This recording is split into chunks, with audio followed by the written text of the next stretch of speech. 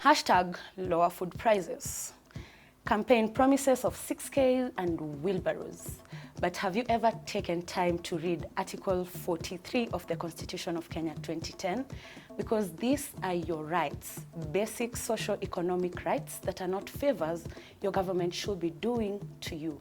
That 6K you're being promised is provided for in your social security rights. There is no reason why your government shouldn't be giving it to you right now. There is no reason why a politician should use your basic right as a campaign promise. And today I am sitting with my favorite lawyer in the making, Miss Njoki Gachanja. Huyu nasikia ni kama naweza muintroduce. She's a friend, she's more than a friend, she's a sister, she's reliable. She's my mama hen. Ukiniona na kiherehere huku nje sana kuliko kawaida, jua Njoki yuko mbali. Karibu sana to the Uma Action Podcast, Njoki. I am so happy to have you here today. Asante sana. It is a pleasure to have this conversation. Sidhani shaiko na conversation official na wewe. By the way, hatujai kuwa nazo. Yeah. Podcast zetu zinakuanga voice notes za WhatsApp. Bana. Now we are here. Tunataka tupige hii story vizuri sana. And we want to start with something that tells us we have a right to dignity in this constitution. And it's on Article 28, and it states, every person has inherent dignity and the right to have that dignity respected and protected. So, si tafadhali, dignity yetu inafaa kukuwa intact at all given times, at all stages of our lives. Now, it's really impossible to talk about human dignity without looking at Article 43, which talks about our socio-economic rights. So, nataka kwanza to break down in a very simple language. Ndio wase wagedo, wasione na makeup wafikirie tumekuwa wazungu. Waelewe hii story venye inaenda. So in your own words, to break it down, Article 43. I mean, anytime nikiangalia constitution ya Kenya, wase wengi huita the new constitution, but it's not new. It's no longer new. Tumekuwa na hii constitution for 12 years. And the reason wase wengi huita the new constitution is because msaki akikupa gift sai na usifungue, after 5 years bado utaita new. Bado ni new. Juu hujawahi fungua. But every single time I am thinking about the Constitution of Kenya, one of the most progressive bits about it is actually Article 43. Because hapa hivi ndio tunaongeanga about dignity. You know, when you talk about ukiangalia Article 28, it inataja tu about dignity. But then when you go to Article 43 where kuna economic and social rights, it's literally breaking down what dignity is. Because hapa hivi ndio inaongea about venye sisi tunaishi kama binadamu. We are talking about the food that we eat. We are talking about watu wetu venye wanaenda chuo. We are talking about the government taking care of us under social security. We are talking about healthcare. Tunaongea mpaka zile makeja tunaishi pale hivyo. And especially siwasi wa ghetto tukiongea story ya makeja, we actually know what we're talking about. Yeah. So when you're talking about Article 43, ni zile vitu tulikuwa tunafundishwa pale primo, tulikuwa naambiwa basic needs. Unaona? Vitu mzazi anafaa kukuprovide. You know, I remember really cramming those things, say food, shelter, clothing, you know. So basically, it's really those things that give us dignity as a human being. Yeah. So Article 43 ni utu. True, by the way, Article 43 ni utu. Like, it had really envisioned a perfect country, manze, mahali binadamu wote wako tu sawa. But tunajua pia kwa ground vitu ni different. Na kwanza sisi mahali tunatoka mahali kuna kuanga na reality real. Vitu ni different sana. Vitu ni different sana. Hizo ground zingine hatujui, but huku Far East vitu ni different sana. Now there is something here that says so Article 43 sub Article 1 clause B says every person has the right to accessible and adequate housing and to reasonable standards of sanitation. Who do hop step and jump ukiavoid sewage mara ngapi mtaani kwa wiki? Bali acha nikushow. Unajua sisi kama Wakenya tumekuwa so oppressed for so long that tusha normalize hizi oppression. You know, utapata Kibich inajulikana sana well, sahi ime advance juu ya kuna wazungu wengi upiga malap your place. There's a lot of charity that goes on. Na lami ilipita. But for a very long time, Kibich ilikuwa inajulikana for flying toilets. And we made jokes about it. And that's the saddest bit about us Kenyans. We laugh at everything. You know, we want to create memes about everything, about our oppression, about our really sad situation. And then, I mean, kwanza some of these things hutoka kwa system. Very true. Wanajua hiyo oppression inaweza kasirisha wase. So, wase kama, sitataja majina.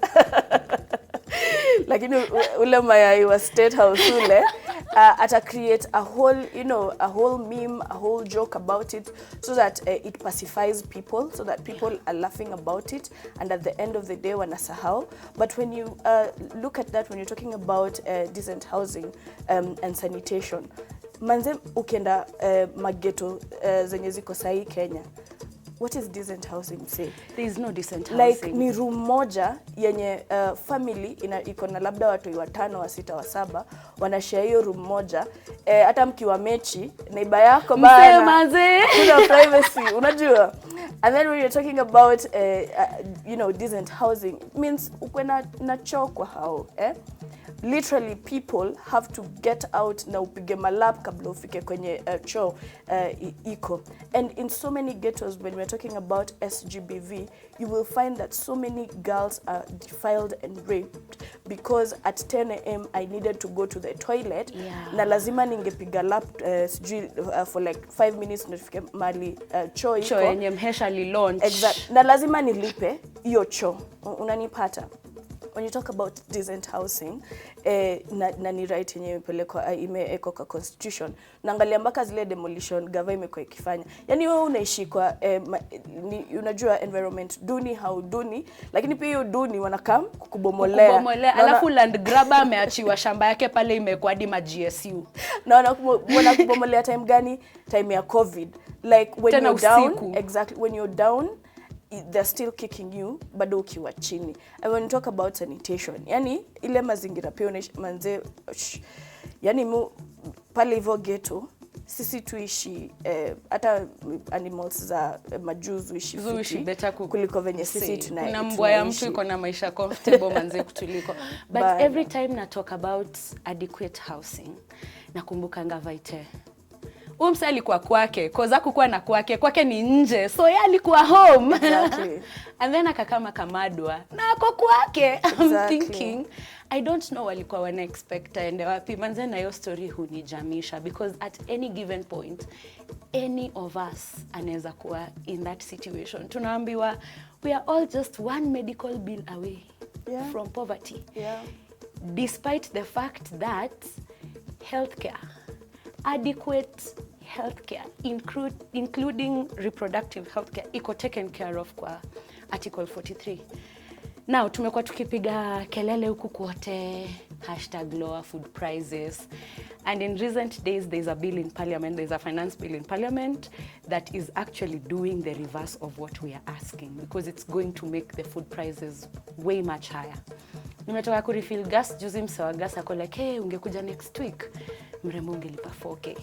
Na si ati sayo nilikuwa nimelipa pesa kidogo, nishalipa 3K na niuma msee. Alafu unaniambia next week mnaongeza 1,000 kwa hiyo 3K. I mean, kuni zinaokotwanga wapi wangare madai hata jam. So iku reverse this reversing that you're talking about is reversing that started under this regime. Venye tu Uhuruto walichukua you know, the reins of power. Yeah. They have been reversing you know, all the gains that tumekuwa tukimake you know, as a country, and what the 2010 constitution actually ilikuwa ina visualize ku achieve. Because look at Article 43 and look at what's this nonsense they call Big Four agenda. It is literally Article 43 wamechukua, but now if you go through the Big Four agenda, you will find that they're sneaking in you know, the shenanigans za huduma number. First of all, as an adult of Kenya, uko na ID, si ndio? Uko na voters card. kuna kuangana census. What is this new information that gava inataka kuchukua from us? Unacheki. And then you go through that big four agenda. Unapata anaongea story ya food, unapata anaongea story ya affordable housing, unapata anaongea story ya healthcare, and these are things that are already provided in the constitution. Why don't you just implement the constitution instead of taking our rights and wanting to make it your legacy? A campaign promise. You know, a campaign promise and making it look like, now this is my legacy. I'm doing you people a favor. And then you also look at Big Four agenda. It attempts to take, you know, Article 43 and the rights that the Constitution gives us and commercialize it.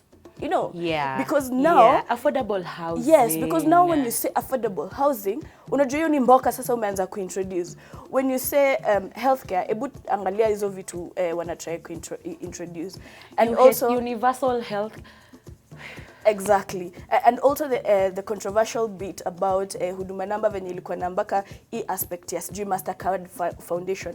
Like literally this guy is trying to commercialize you know, Article 43 as the, you know, epic capitalist that he is.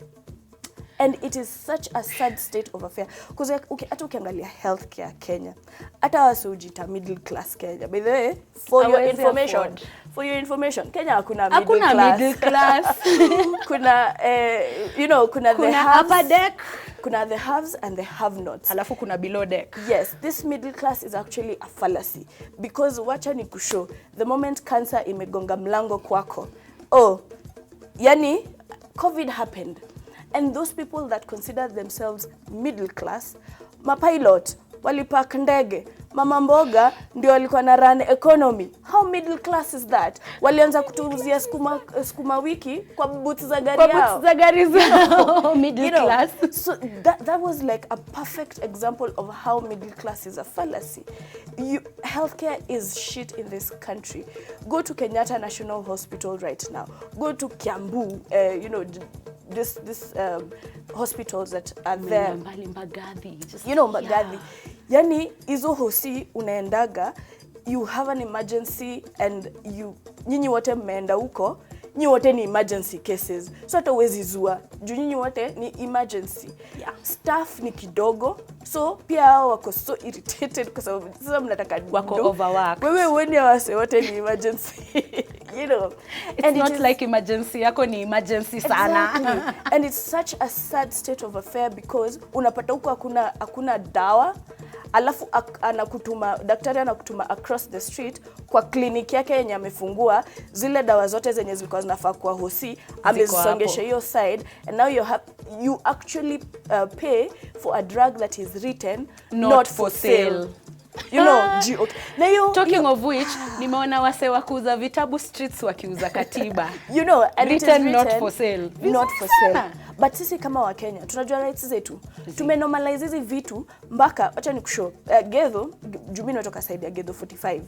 Manzesu kunywa maji ya borehole for 10 years plus tumekuwa tukikunywa maji ya borehole. And then time ya campaign, hawa sasa na kamnezi zitongwa bowsers wanakuja nazo ati free water, clean water.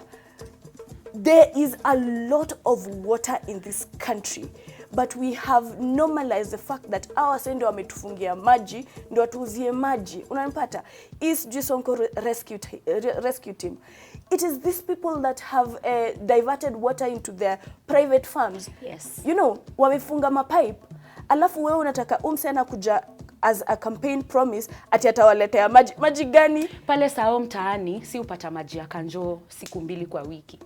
Najua we are better than mtaa zingine zenye zipatangi maji ya kanjo. Si atunanga maji ya kanjo by the way. But unaona sasa mimi nimekataa ku accept your bare minimum. I am grateful mupata maji siku 2 kwa wiki. Ni nini na wa stop msinipe maji for 5 days in a week ama 7 days in a week. Na najua mahali hiyo maji ufungwa ndio hizo tanka zikuje kuchota.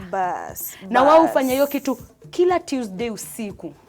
Maji itafungwa hizo tanka zichote. Sasa hiyo kama maji inakaa kwenu pressure inatoka hivi kidogo kidogo. Sasa maji ni 40 bob. Hiyo mtungi sasa maji mtani 40 bob. Niambie mnataka kupika, mnataka kuoga, mnataka kufua, mnataka kukunywa maji. Ni food utabai ama ni maji utabai seriously? Una struggle. Hapo kwa food unajua kwanza venye cost ya food sasa imekuwa so high. Nimeingia supermarket juzi nimepick 4 items. Tao imeisha. Ni hadi nikasimama hapo kando ya counter niko like mse ngoja kwanza ni calculate hesabu kwa sababu siku hizi unawekanga tao kwa mfuko hivi. Ukistep out hivi nje ya mlango yako hauna do. Imeisha hivyo. You know. And we as Kenyans have really normalized. Tumekuwa tukiorganize hizi mademo za njaa revolution, lower food prices. Wakenya watatokea demo.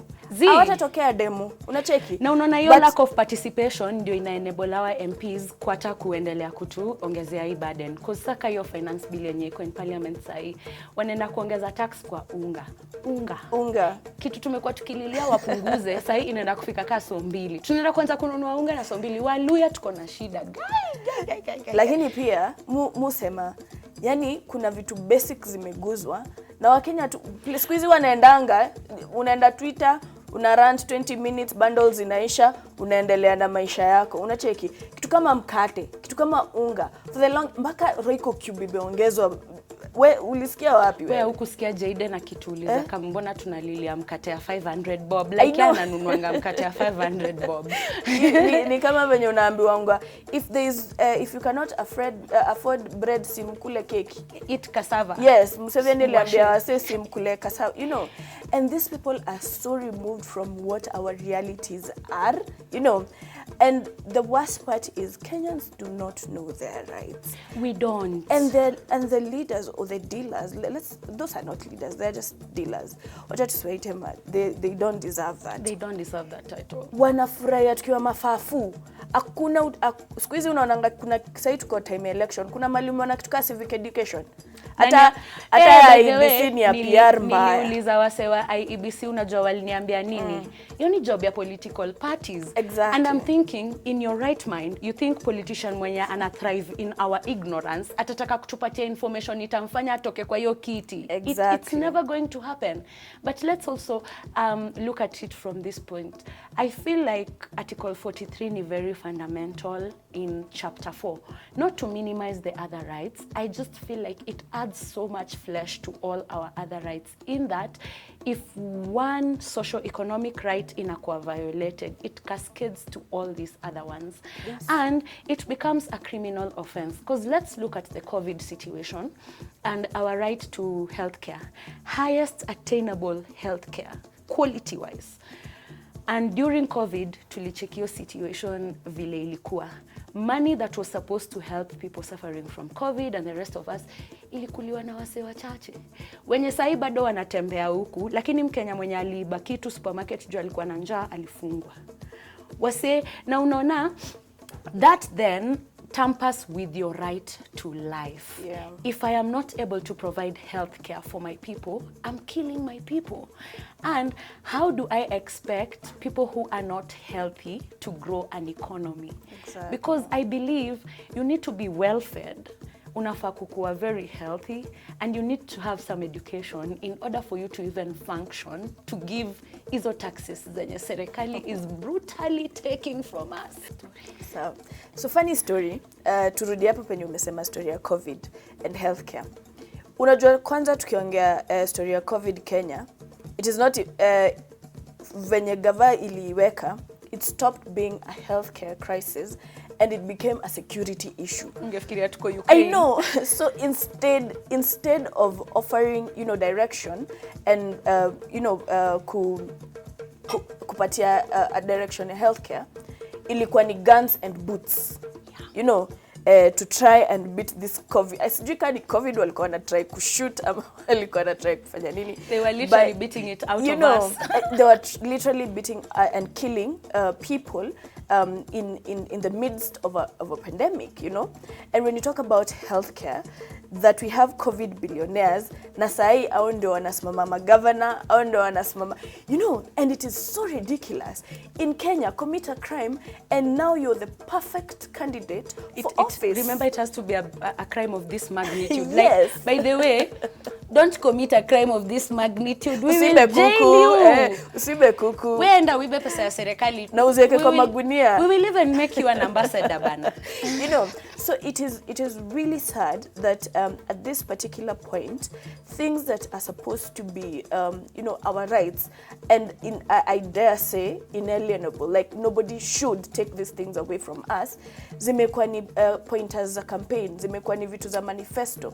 And when you talk about Article 43, Article 43 actually really takes care of everyone, because then when you talk about education, we're literally talking about our children, and their future and generations to come. But look at the madness that is happening in our education sector at this particular point. Umetumwa uende Tsavo kuletea elephants, the practical lessons. That they're literally damning our kids.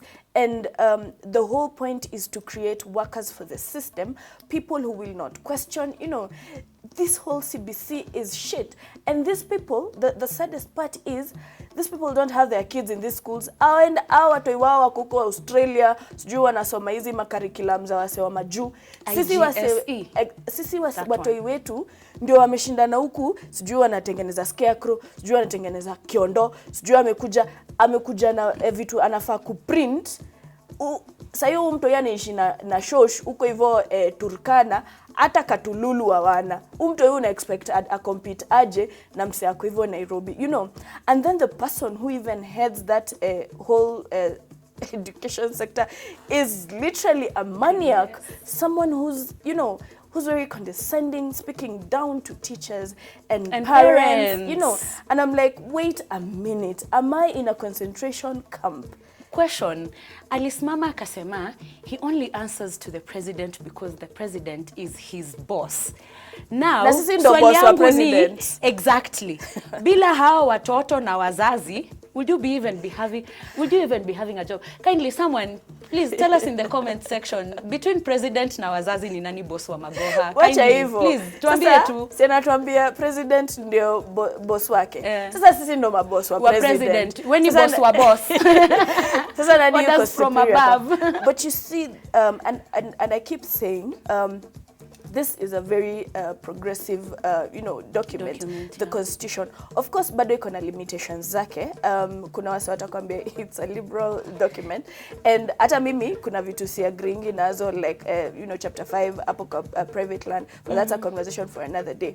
But whatever this constitution envisioned, and I like what there's a very progressive learned friend anaitwa Njoki. He says this is actually the revolution that we were all waiting for, because this is actually a start from where we were, and vitu kama social justice vitu tulikuwa tunaongea before time ya ya Moi, but right now we are actually having conversations of social justice, because ideally anytime we're talking about social justice nizi vitu ziko kwa article 43 tunabonga, like me vile mimi na dishi vile watoi wangu wanaenda chuo, and it's just not education, because you see people will now tell you, there's been progress, there's been free education. Yes, there's been free education, but what is the quality of that education? Manze mtani metoka kuna chuo nyingine inaitwa Mweki, class moja inakuanga na watoi 120 na mamode hawakuongezwa, so ratio ni 1:120. What quality of education is your child getting?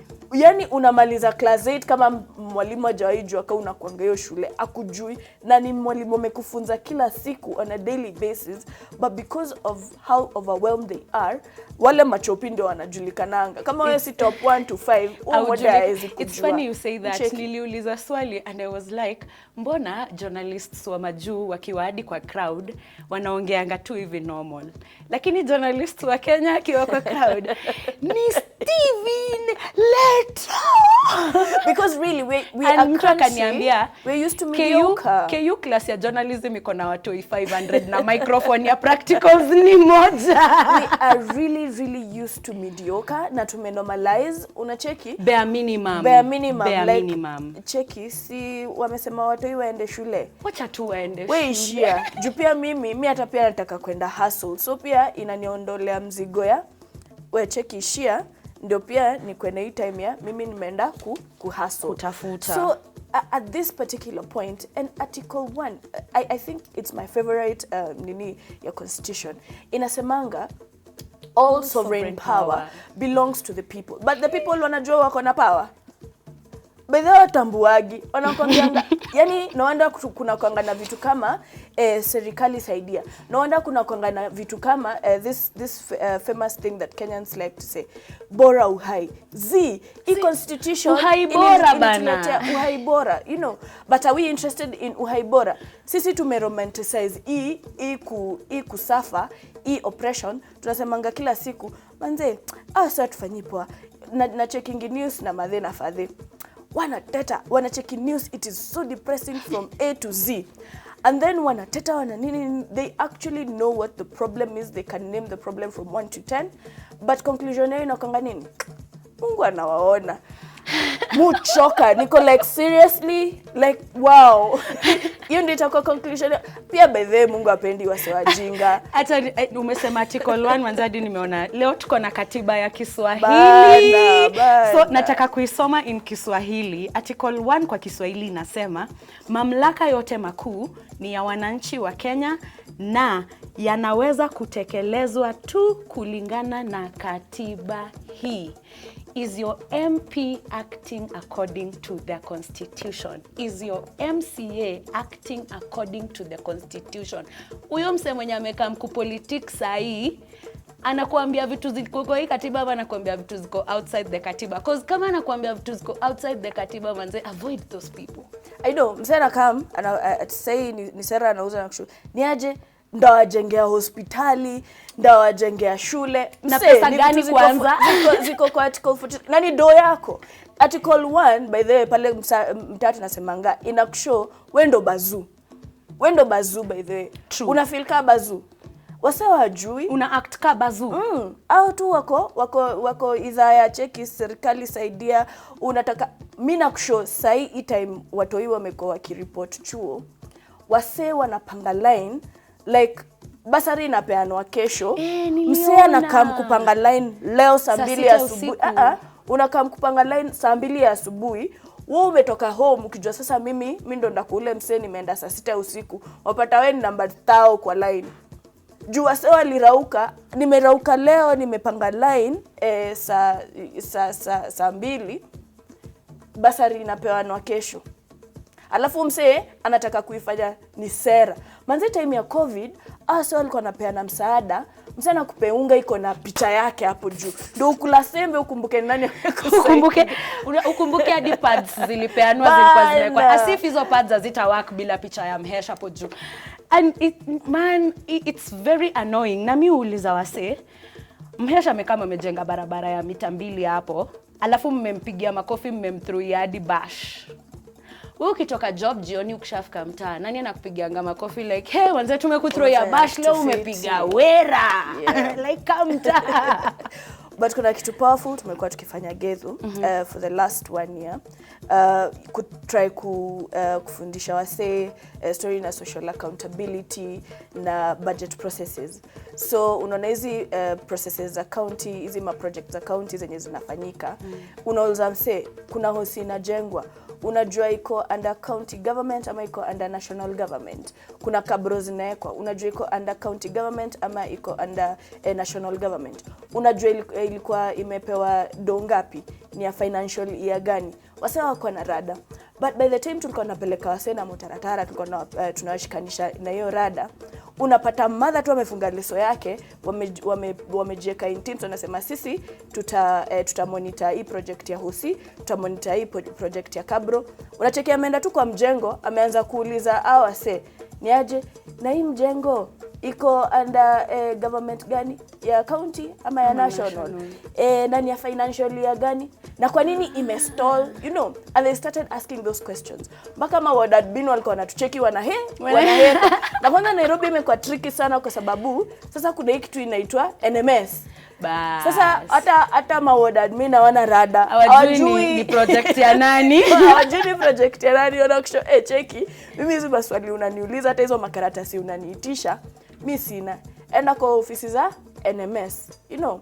And then NMS hata koti zilisema hata siku hizi nilisikia bado bado akitry kusema do koti kusema hivyo ni ma journalist wana misinterpret, but sisi wenyewe tunajua NMS was not part of the constitution, it was unconstitutional. Ni mradi tu wase wameingiza kwa sababu sasa pia devolution hai work for them, na bado wanataka saa kuingiza hizi mambo kazao. Kabla tunajua ni nani anadu. Tunajua vizuri sana. Si siri. Si siri. Karibu hata wakama tuambie sasa mpaka kwa nyumba zenyu amweki tiles mneka kabro. Tunajua ni biashara. Manze nilikuwa nafikiria tutakuwa na time ya kuangalia consumer rights man. Tujue story ya kukula mercury kwa skari na cabbage za sewage ni how, but tume run out of time leo. And I think it's a good thing because we get to invite you again. Yes. Come to piga story hapa juu ya katiba. Hatuwezi exhaust article 43 yote. It's very wide. But now that tuko na katiba ya Kiswahili, nataka tu kuisoma in pure Kiswahili man. Si mdomo changu but nitatry. Inasema kila mtu ana haki ya kupata kiwango cha juu zaidi kiwezekanacho cha afya, kinachojumuisha haki ya huduma za kiafya ikijumuisha huduma ya afya ya uzazi. So you are supposed to get health care for all your ailments including cramps. Lakini jua NHIF ayonangi hiyo mse. Cramps si ugonjwa, in as much as we are told that it's the same pain watu wanapata heart attack ku experience. We are expected to be super people and show up smiling. B. Kupata makazi yanayofaa na viwango vinavyostahili vya usafi. So you're supposed to have adequate housing and you're supposed to have adequate housing in a clean place.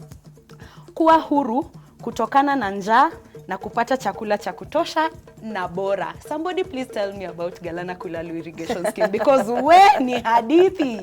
It was supposed to be providing 900,000 bags of maize per annum. Since inception, ni only 90 bags. Free laptops, Gulalu. Haya. Kila mtu ana haki ya kupata maji safi na salama kwa viwango vinavyostahili. Nairobi Water. Hello. Usalama wa kijamii na elimu. So please note, hizi ni rights zetu, si favor. Iyo 6K unaambiwa utapewa. It is your basic constitutional right. Whether unasoma Kiswahili ama Kizungu, iko hapa ndani mse. Ujasomea social security. Kuna social security. Kuna social security hapa na Kiswahili. Kuna dozi litolewa 10 billion zenye wase walikuwa wanafaa kupata. Lakini si wale wase walifanya ile kitu. Haya, serikali itatoa ulinzi wa kijamii unaofaa kwa watu ambao hawawezi kujisimamia wao wenyewe pamoja na wanao wategemea. So single mothers wenye mnaambiwa mzaane cause kuna 6K. Usidanganywe. Kachonjo. Thank you so much guys for hanging out with us today, and we will see you on the next episode. A special thanks to Article 19 and Coffee Centers for providing this beautiful venue. It's been a great conversation, and I actually want to hear from you guys, between parents na president, boss wa magoha ni nani. I think it's time actually parents were given a voice, so speak up. Bye, and we'll see you on the next one. Sawa. Awesome.